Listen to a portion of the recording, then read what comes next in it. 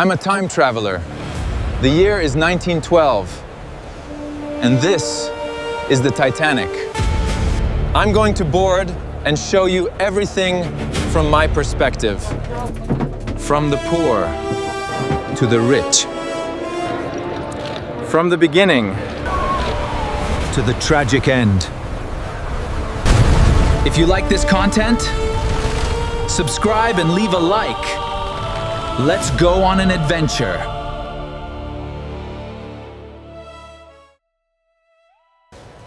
No grand cinematic opening today. Just the raw reality. Welcome to Southampton Docks. The date is April 10, 1912. Holding this forged third-class ticket, it's my only way inside. We have all seen the famous blockbuster movies about this ship. But pop culture mythology hides a much darker, grounded reality.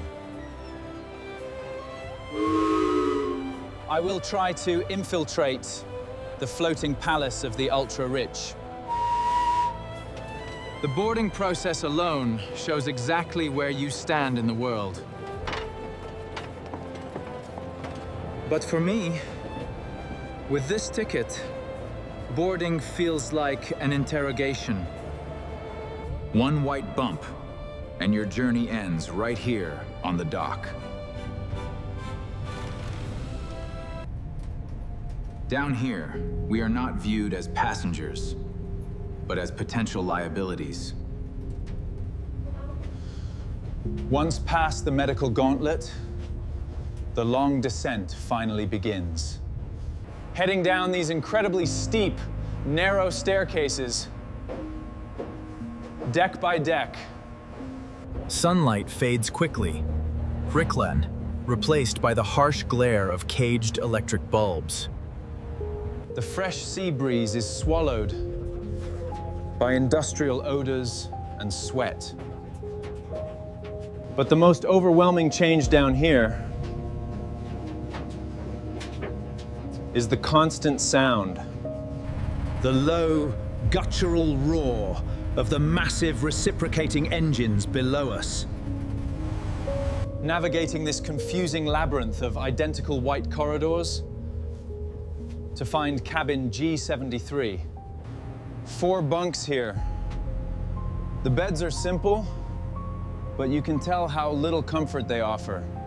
Lying down, my feet already bump against the cold steel bulkheads.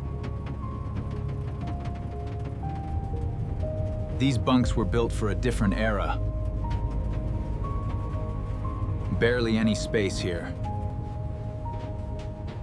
Venturing out of the cabin, a surprising narrative emerges. You'd expect a miserable dungeon, but this place is bursting with life. There is a raw, unpretentious energy near the stern of the ship. Liam here is heading to New York. He already has a bricklaying job waiting. I can't wait to see the city. Hard work, but it's worth it for a fresh start.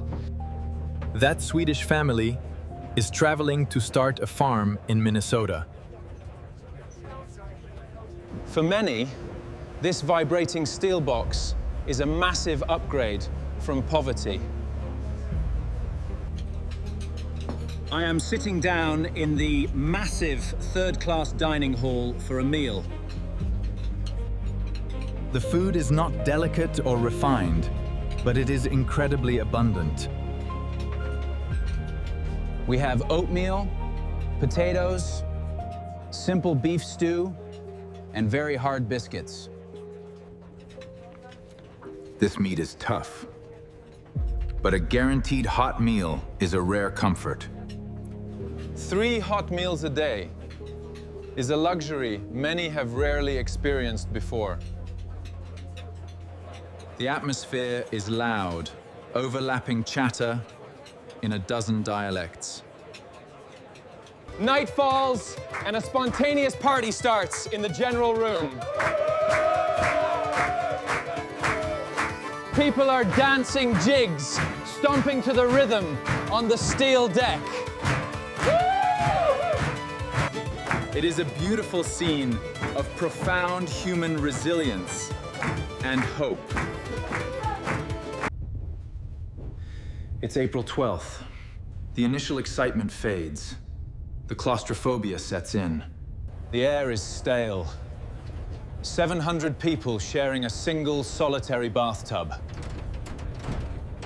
It is time to see how the other half lives. This requires espionage. Slipping the uniform on. The tense journey upward begins now. Okay, I'm at the bottom. Just need to get there without being seen. This ship is designed like a maze to keep the classes strictly segregated. These heavy iron Bostwick gates physically block access to the upper decks. I found a temporarily unlocked crew door to bypass the barriers.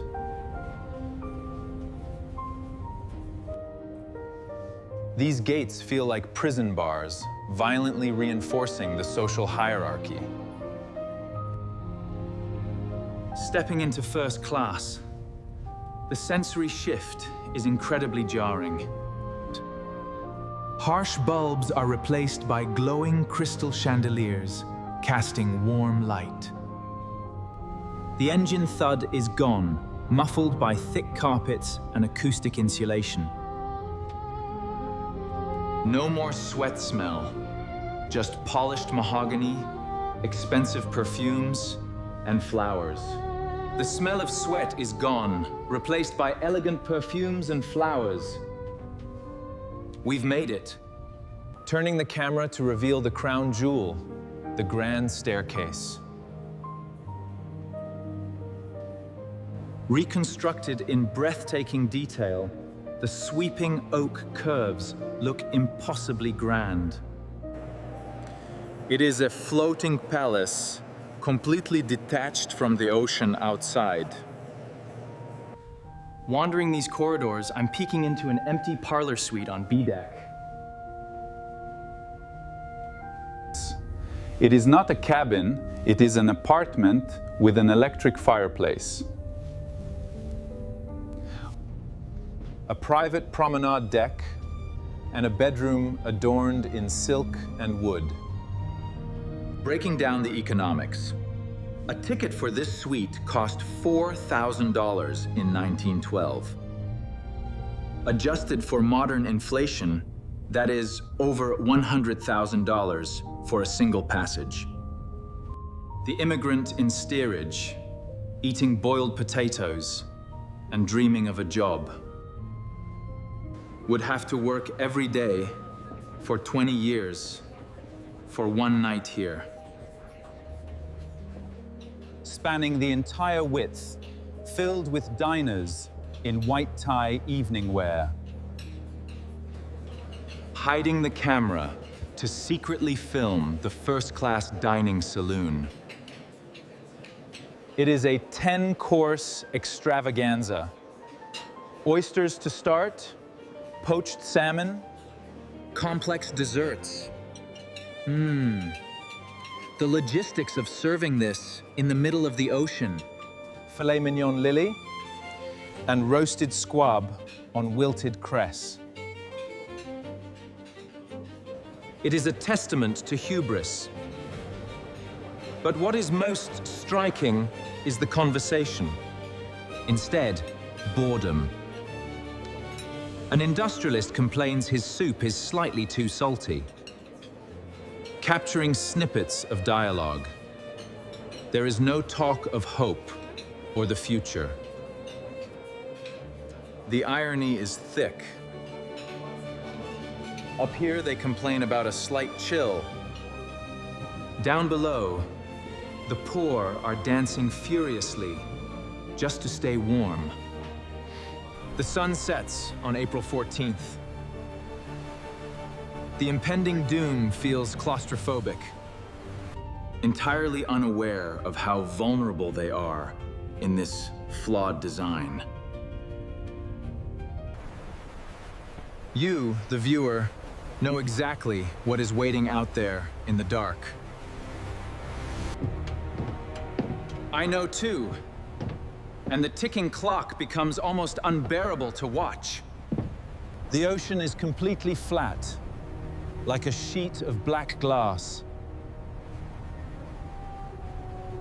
There is no moon.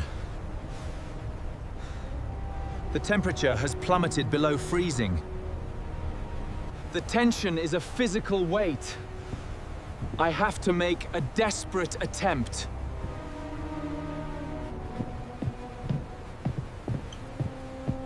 Approaching a wealthy passenger enjoying a post-dinner cigar. I tried to warn a man about the ice fields. We're gonna hit it! He wouldn't listen. I am moving toward the bridge to warn the captain.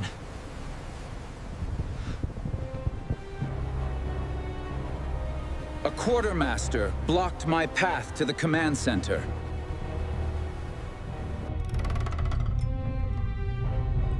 The impact is not a massive explosion. It is subtle. He threatened to throw me in the brig for trespassing. History refuses to change. It is 11:40 p.m. A tearing vibration shuddering through the steel framing. Up here, a crystal glass just shimmies slightly. Why is it doing that? A man in pajamas just checked the empty hall.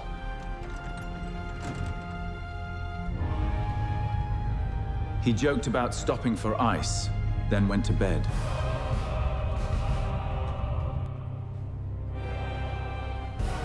Wealth created a deadly, false sense of security here. Descending now! The panic in the lower decks is visceral! This vibration means catastrophic destruction below. I have to go. No jokes about ice down here. Only the roar of rushing water. The freezing water of the North Atlantic is already ankle deep. Water is forcing the air out with a haunting whistle.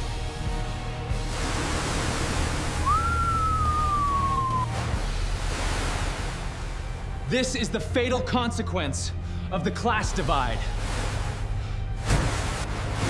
I turned the corner.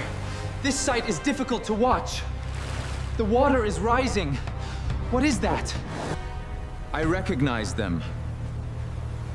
A Swedish farmer holding his daughter tightly. The iron gates separating the classes? They are locked. Desperate chaos. Screaming children. Men hitting the unyielding iron. The poor are literally being held below deck. Trapped. While the rich above are gently escorted to the lifeboats. I cannot break the gate. Forced to abandon the main route. Navigating a treacherous path. Through flooding crew corridors. Climbing a narrow boiler ladder. Hauling myself up, deck by deck. Made it outside! Under distress rockets! There is strange orderly denial. The band is actually playing music. A surreal soundtrack to a nightmare.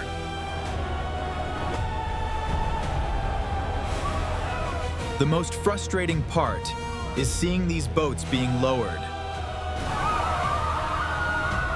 12 wealthy people who simply did not want to be crowded. Those empty wooden seats could have saved the lives of the trapped. The people trapped behind those iron gates below It is over! The angle of the deck is growing steeper by the second. It's sliding right into the water. Hurry, we have to get off! God, it's deafening. Look at that. It's too much pressure. Scrambling into the last boat as the water washes over the bow.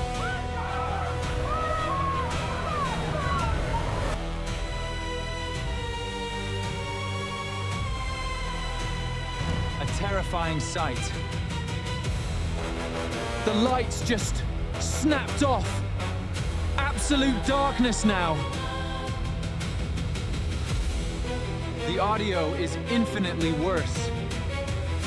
The voices in the freezing water. I won't talk about the iceberg or the steel failures. I will talk about the numbers. Peck.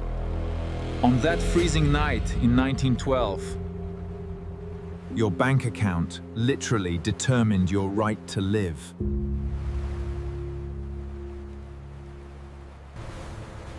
If you were a woman in first class, you had a 97% survival chance. If you were a child in first class, 100% survived. Every single one. But in third class, the numbers are a brutal indictment. Only 25%. A child in steerage had a mere 30% chance of making it alive. Liam, heading to lay bricks, never made it off the ship. He was held back by locked gates and outdated regulations. It was a tragic microcosm of Edwardian society. Luxury over safety. Where the lives of the wealthy were valued more than the poor. If a ship like that sailed today, with our modern wealth gaps, it would be no different. Would the survival statistics really look any different?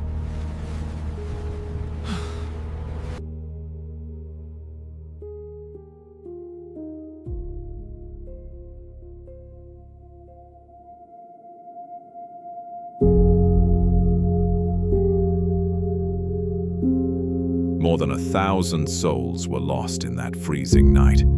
Families torn apart without farewell, hands slipping into the dark. Loves were cut short by a merciless fate, and voices that once filled the ship faded into the silence of the sea. As the ocean swallowed dreams and entire lifetimes, the sky remained indifferent to the pain spreading through icy waters. The ship was gone, but the echo of that night still lingers, crossing through time.